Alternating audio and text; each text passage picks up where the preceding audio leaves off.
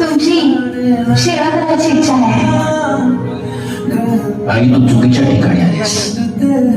आम्ही शव भरवत नाही. आल्यासाठी काढून घे आणि जा. आओ गणी या पक्षाला घेऊन तुम्हाला चलो तुमच्या पाशी ठेवता नाही होय. सोगाड्या एका सांगितलं राजांनी करत नाही का? आता जात मामा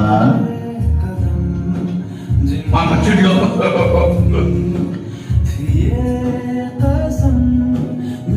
या सोंगाड्याचा खेळ आम्ही आधीही पाहिला आहे.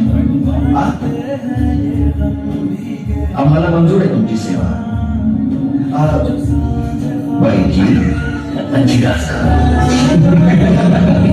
शिवा बहिर्जीला का बोलवले ते सांगा.